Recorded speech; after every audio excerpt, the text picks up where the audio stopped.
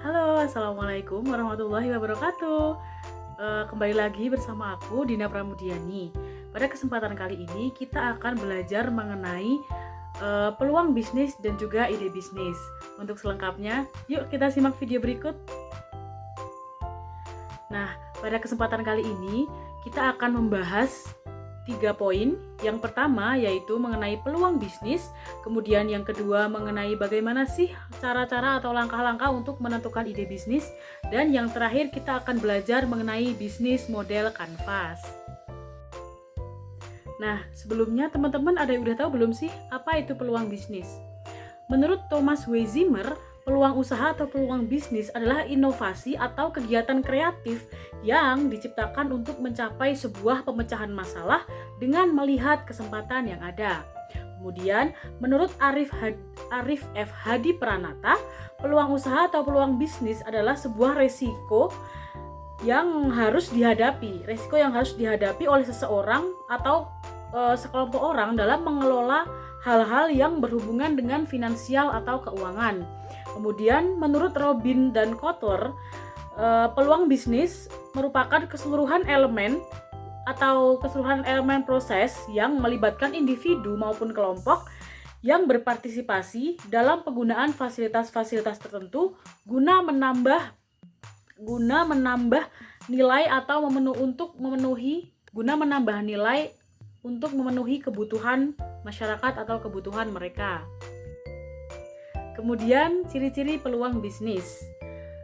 Bisnis yang dilalui, yang pertama yaitu harus mempunyai nilai jual. Jadi produk-produk yang dihasilkan harus memiliki nilai atau bisa dijual. Kemudian yang kedua, produk-produk harus memberikan keuntungan yang menjanjikan, atau paling enggak balik modal atau mungkin untung walaupun sedikit. Yang ketiga yaitu bisnis tidak termasuk bisnis yang musiman dan tidak bertahan lama atau harus bertahan lama. Jadi bisnis yang dilakukan itu tidak boleh semisal hanya ikut tren saja, tapi juga harus bisa berlanjut terus. Kemudian dapat berinovasi dan memiliki ide kreatif, modal tidak terlalu besar, dan bahan baku atau sumber daya mudah ditemukan di sekitar kita. Selanjutnya yaitu sumber bisnis. Sumber bisnis yang pertama yaitu melalui pendidikan. Apa sih yang dimaksud pendidikan? Jadi bisnis itu bisa bersumber dari latar belakang pendidikan kita. Misal kita masuk bidang peternakan, kita berpotensi untuk membuat bisnis di bidang peternakan pula. Begitupun dengan fakultas-fakultas atau jurusan-jurusan pendidikan yang lain. Kemudian yang kedua yaitu mengikut hobi atau keahlian. Misal satu orang memiliki hobi memasak, jadi dia berpotensi untuk membuat bisnis di bidang kuliner. Kemudian yang ketiga yaitu riset. Yang keempat yaitu melihat fenomena yang ada sekarang ini, misal lagi booming makanan tertentu atau mungkin barang-barang tertentu, otomatis akan banyak pengusaha-pengusaha yang ikut membuat produk tersebut supaya dapat memenuhi kebutuhannya. Kemudian yang terakhir yaitu menjalin kerjasama dengan pihak lain. Maksudnya yaitu semisal kita punya kenalan, dia itu punya bisnis di bidang tertentu. Nah, kita bisa saja masuk untuk mengikuti bisnis yang dia lakukan. Nah, yang selanjutnya yaitu menentukan ide bisnis. Berikut merupakan langkah-langkah yang bisa dilakukan sebelum Anda memulai atau mencari ide bisnis yang ingin digeluti. Yang pertama yaitu ketahui hal yang disukai dan dikuasai. Maksudnya yaitu Anda gali dalam diri Anda sendiri, mungkin keahlian Anda apa, atau mungkin hal-hal yang disukai apa, seperti itu. Kemudian yang kedua yaitu ikuti perkembangan tren. Ikuti perkembangan tren maksudnya yaitu selain kita melihat di diri kita, internal kita sukanya apa, kita juga harus melihat di sekitar. Misal, oh sekarang itu yang lagi booming tuh apa ya? Mungkin kita bisa melihat bisnis, bisa kita buat modal untuk membuat sebuah bisnis. Kemudian yang ketiga yaitu lakukan observasi. Maksud dari lakukan observasi ini yaitu kita melakukan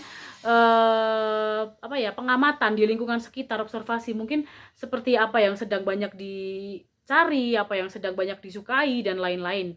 Kemudian Selanjutnya yaitu lakukan riset bisnis dan produk. Jadi yang dimaksud riset bisnis dan produk yaitu dari kita sendiri harus bisa melihat peluang-peluang apa yang kita bisa masuk di situ. Misal di bidang kuliner, di bidang desain grafis dan lain-lain seperti itu. Kemudian yang terakhir yaitu perluas jejaring. Jika dari internal kita sudah mempunyai hal yang disukai dan dikuasai, sudah mengikuti perkembangan tren, sudah melakukan observasi dan riset, kita perlu melakukan perluasan jejaring supaya produk-produk kita itu bisa dikenal atau bisa dilihat atau dilirik oleh masyarakat atau konsumen. Yang ketiga yaitu bisnis model kanvas. Bisnis model kanvas merupakan sebuah tools dalam strategi manajemen untuk menerjemahkan konsep dari konsumen, infrastruktur, maupun keuangan perusahaan dalam bentuk elemen-elemen visual. Nah, konsep bisnis kanvas mengandalkan gambar-gambar, ide, sehingga setiap orang itu punya pemahaman yang sama dan real terhadap tipe-tipe konsumen mereka, pengeluaran biaya, cara kerja perusahaan, dan sebagainya. Nah, berikut ini merupakan contoh dari bisnis model kanvas di bidang peternakan ayam chopper. Nah, di sini dapat dilihat bahwa key partner dari bisnis ini yaitu merupakan pedagang daging ayam, distributor bahan makanan di resto, dan ibu-ibu arisan. Kemudian untuk key activity-nya yaitu yang pertama melayani delivery order dan juga menjaga kualitas produk yang dijual. Kemudian untuk key research yaitu ada juleha, ada kendaraan untuk delivery order atau kendaraan angkut. Kemudian yang ketiga yaitu peralatan yang memadai dalam memproduksi atau pemeliharaan ayam. Kemudian untuk value proposition yaitu yang pertama karena peminat daging ayam kampung itu cukup tinggi. Tetapi yang kedua yaitu harga dari daging ayam kampung itu relatif tinggi sehingga di sini kami menyediakan daging ayam kampung dengan harga yang lebih murah. Kemudian untuk customer relationship-nya kami menggunakan handphone dan door to door atau promosi mungkin dari satu orang ke orang lain.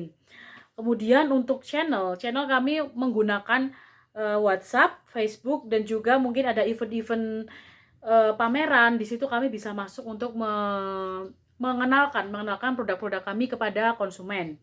Kemudian untuk customer segmennya, yang pertama yaitu restoran-restoran yang menjual produk-produk olahan dari ayam kampung. Kemudian yang kedua yaitu dari keluarga-keluarga yang mereka itu memang mempunyai kebiasaan atau lebih suka mengkonsumsi ayam kampung daripada ayam negeri. Kemudian untuk cost structure-nya yang pertama yaitu untuk biaya penyusutan kandang atau biaya operasional kandang.